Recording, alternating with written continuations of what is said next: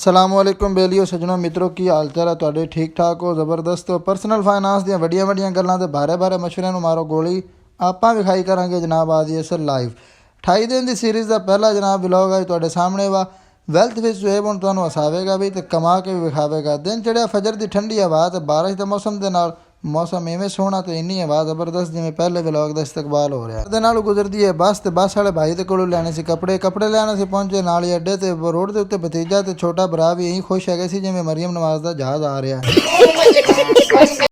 बस का इंतजार करते करते सूरज निकल रहा सी। सूरज का नज़ारा मैं क्या क्लिप में लेना चाहिए जरूर।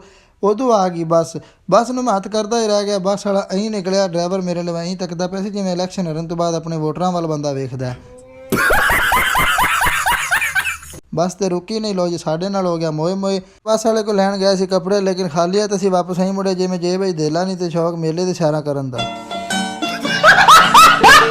खाली हत्थ आए दुकान की सफाई शुरू कर दी। तुहाडा भाई सफाई करने के मामले में बड़ा खलीफा है। भतीजा माशाअल्लाह निक्की जी उम्र में झाड़ू ला रहा है। भी वेखो किहड़ा नज़ारा प्यारा है जनाब। सफाई तो बाद तो वारी आ गई नाश्ते की।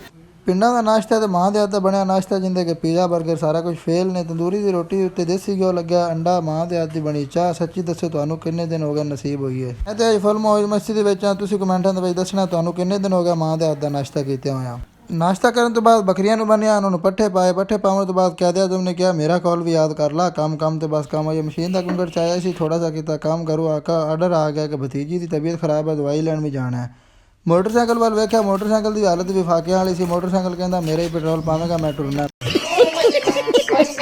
मैं क्या जनाब हुण तो पेट्रोल भी कोनी तो मोटरसाइकिल भी कोनी तो की करांगे। इदू ही टक्कर गया बेली तो कोल थोड़ा पेट्रोल पिनिया उन्हें भी 2 घुट दिता। उन्हें कहा मेरे याद रखे भी पेट्रोल कोनी है। पेट्रोल जनाब लमन तो बाद मोटरसाइकिल पेट्रोल पाया उनकी तो दाड़ भी गिली कोनी हुई। मैं क्या चल पेट्रोल पंप तक करते अपना महंगी ना। पेट्रोल पंप से जाके पेट्रोल पंप वाले 500 का नोट इंज फड़ाया जिवें बिजली का बिल गरीब जमा करवा रहे हो।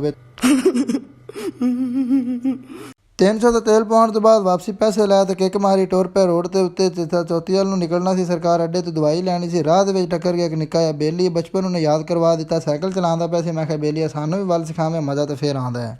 उन्हें वल सिखावन वाली जो गल सुनी वहीं शर्मावन लग पिया जिद्दां मैं उहदे कोल पुराना कर्जा मंग लिया किते। खैर करदे करांदे असीं अपड़ गए चौथी पुड़ी डॉक्टर दे कोल। डॉक्टर दे हत्थ दे विच क्या कमाल है यार। दवाई बाद च लईदी बंदा सही पहले ही हो जाता है। डॉक्टर के कोल दवाई लैण तो बाद मैं पहुंचा दुकान ते 11:30 का टाइम हो गया सी। दुकान के अगे भी काम का पहाड़ जुड़िया पिया सी। एक सूट की नलकी नहीं लभदी पई सी। गवांढी दर्जी के कोल गया उत्थे भी सनाटा नलकी इंज गैप सी जिवें इलैक्शन तो बाद लीडर लभण मुश्किल हो जाता है। आखिरकार ना उत्थे दर्जी बैठा सी ना कोई होर बंदा बैठा सी। आपे ही तुहाडे भरा ने नलकी लभी नलकी लैके टुर पिया। उत्थे गवांढी एक बैठा सी उन्होंने दस दिता कि बई जो भी आवे उन्होंने दस देने कि नलकी लैके यार तेरा टुर गया ही। आके कमीज 1.5 घंटे के लिशका दी। कह दिया तुमने याद कर लिया सी तेरे बिरा ने कि कम बस कम।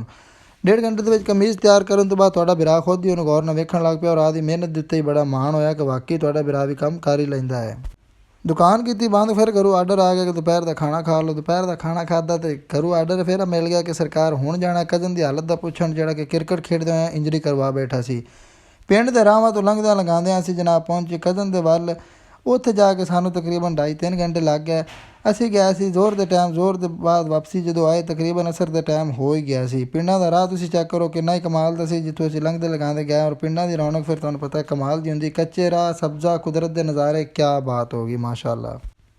वापसी आए मस्जिद में सीधा मस्जिद में वजू किया नमाज अदा की। नमाज असर का टाइम है सी। तुसीं बेलियो नमाज पढ़ते जी कोई नहीं पढ़ते। अगर नहीं पढ़ते तो नमाज जरूर पढ़िया करो। नमाज जिहड़ी है मुश्किल तरीन कामां दे विचों बंदे नूं अहीं कढदी है जिवें आटे दे विचों वाल निकलदा है। नाले कमेंटां दे विच दस्सिया जे पहला मेरा व्लॉग किवें दा लग्गिया किवें दी मेरी कोशिश लगी है लाजमी तुसीं दसना। बनया पंजाबी दे विच करिया गया जिवें चगल चुगल वजनी हो तुसीं आपे ही हासा बर्दाश्त करना है आपे ही सारा कुछ कंट्रोल करना है। मैं तो इवें ही बनाना जे। मिलदे हैं कल इस 28 दिन की सीरीज़ के दूजे व्लॉग के नाल। उदों तक तुसीं आपदा ख्याल आपे ही रखिया जाओ क्योंकि मैं किहड़ा तुहाडा नौकर रखां जिहड़ा तुहाडा ख्याल रखांगा।